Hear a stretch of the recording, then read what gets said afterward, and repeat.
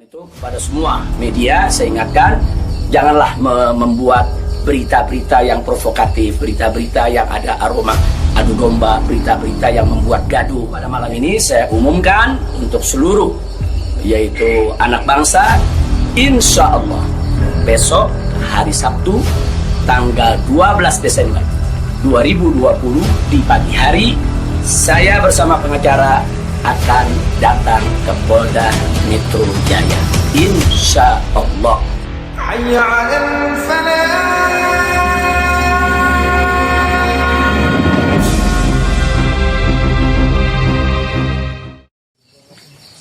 Assalamualaikum warahmatullahi wabarakatuh.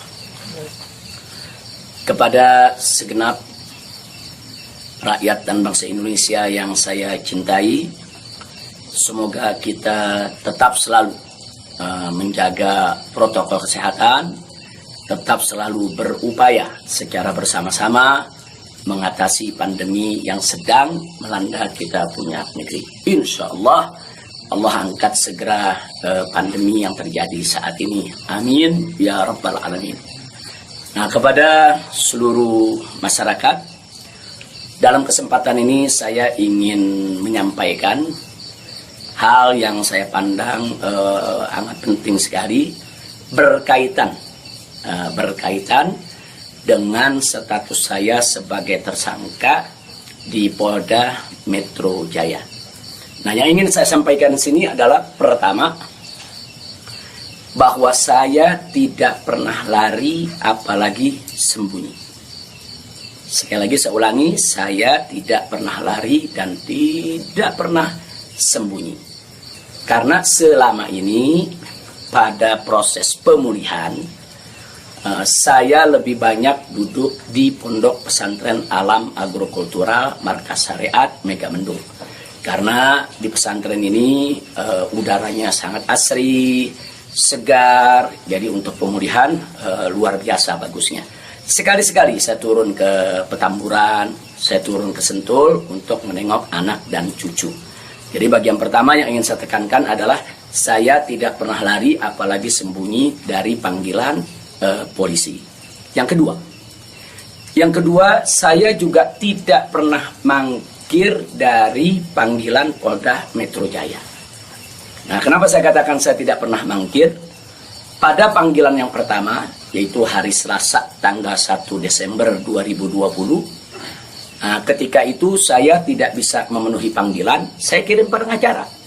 Pengacara datang ke sana, bertemu dengan penyidik, menyampaikan surat secara resmi, minta penundaan, dan alhamdulillah penyidik bisa memahami dan menerima. Akhirnya sepakat bahwa saya diundurkan untuk panggilan yang kedua. Nah, untuk itu saya apresiasi, saya hargai sikap penyidik yang sangat kooperatif, sangat baik, terima kasih.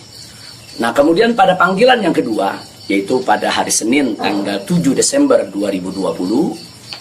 Nah, ketika itu saya melihat posisi pemulihan kita memang masih perlu penambahan sedikit waktu. Dan lagi-lagi saya tidak mangkir, tapi saya kirim pengacara saya bertemu kembali dengan para penyidik. Kita sampaikan surat, kita sampaikan permohonan, dan alhamdulillah permohonan tersebut diterima secara baik oleh para penyidik. Lagi-lagi di sini saya ingin sampaikan apresiasi dan terima kasih kepada para penyidik di Polda Metro Jaya. Nah, pada hari itu juga, yaitu di pagi hari, Senin tanggal 7 Desember, ada kesepakatan, yaitu antara para pengacara dengan para penyidik, juga dengan keridoan saya, di mana kita sepakat bahwa saya akan datang ke Polda Metro Jaya pada hari Senin tanggal 14 Desember 2020. Itu sudah merupakan satu komitmen. Nah, artinya komitmen kita akan datang, insya Allah sehat walafiat, tidak ada halangan lagi. Nah, ini yang perlu kita sampaikan, dan komitmen ini kita jaga betul. Karena saya akan selalu memegang komitmen dengan pihak manapun kalau kita sudah membuat satu kesepakatan, satu perjanjian. Nah, karena itu di sini yang perlu saya sampaikan juga pada hari yang sama, yaitu pada tanggal 7 di hari Senin tersebut, secara mengejutkan, sebagaimana kita tahu semua, di mana di siang hari Bapak Kapolda Metro Jaya mengumumkan tentang tragedi penembakan 6 Laskar FPI yang selama ini setia mengawal saya. Tentu ini satu peristiwa sebetulnya tidak ada sangkut paut dengan soal panggilan saya. Maka itu pada pagi hari itu saya tetap kirim pengacara, saya tetap mengurus urusan panggilan, karena memang kita tidak pernah sangka kalau penembakan itu berkaitan dengan Polda Metro. Karena saat itu kami masih mengira kalau itu adalah orang tak dikenal. Nah, ala kulihal, setelah itu yang mengejutkan kami pada hari Kamisnya, yaitu tanggal 10 Desember 2020, secara tiba-tiba Polda Metro Jaya mengumumkan saya sebagai tersangka. Ya, tentunya saya, para pengacara semua terkejut karena 2 panggilan sebelumnya itu saya masih berstatus sebagai saksi, dan itu pun belum sempat diperiksa. Rencana pemeriksaan tanggal 14 Desember, yaitu hari Senin yang akan datang ini. Nah, tapi karena memang pengumumannya begitu mengejutkan, pada hari Kamis tersebut saya sebagai tersangka, kemudian mendengar itu tidak benar kalau ada mengabarkan saya sembunyi, saya lari, tidak benar. Saya tetap berada di markas syariat Megamendung. Nah, begitu hari Kamis ada pengumuman semacam itu, Jumat pagi tanggal 11 Desember itu kita kirim lagi para pengacara untuk bertemu dengan penyidik, dan alhamdulillah terjadi pertemuan dengan penyidik. Nah, ditanyakan oleh para pengacara bagaimana komitmen yang hari Senin tanggal 14, apa itu batal atau bagaimana. Nah, kalau saya pribadi ingin tetap berpegang kepada komitmen. Nah, karena kita ini ustadz, dai, bergerak di bidang agama, tidak layak kalau kami itu membatalkan perjanjian atau suatu komitmen. Nah, kita dapat jawaban dari para penyidik. Kelihatannya mereka tidak mau menunggu sampai hari Senin, mereka minta lebih cepat. Nah, pada saat itu juga para pengacara minta kepada para penyidik, ya Habib Rizik siap dipanggil kapan saja, tapi tolong surat panggilannya dibuat, surat panggilan sebagai tersangka. Kami tidak pernah terima. Tapi kelihatannya para penyidik agak keberatan untuk mengeluarkan surat tersebut. Akhirnya terjadi kesepakatan, kalau begitu cobalah bagaimana caranya supaya Habib bisa lebih cepatlah ke Polda Metro Jaya. Jadi artinya mereka tidak mau melanggar komitmen juga, karena memang komitmennya pada tanggal 14 siap diperiksa. Nah, kita katakan melalui pengacara, kami bukan orang-orang yang suka ingkar janji, bukan orang-orang yang suka mengingkari komitmen yang ada. Tapi karena memang Polda Metro Jaya meminta lebih cepat, lebih baik menurut beliau, saya terima. Nah, karena itu pada malam ini saya umumkan untuk seluruh, yaitu anak bangsa, insya Allah besok hari Sabtu tanggal 12 Desember 2020 di pagi hari, saya bersama pengacara akan datang ke Polda Metro Jaya, insya Allah.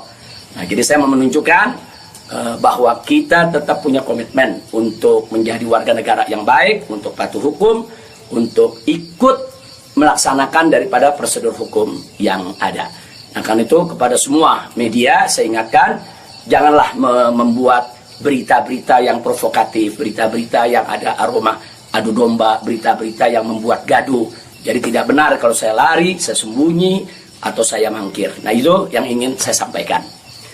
Nah, selanjutnya saya ingin menyampaikan kepada Polda Metro Jaya agar tidak terjadi kerumunan, agar tidak mengambil perhatian daripada masyarakat, agar juga tidak ada pihak ketiga yang memanfaatkan yaitu momentum soal penjemputan saya ini sehingga bisa menimbulkan kegaduhan.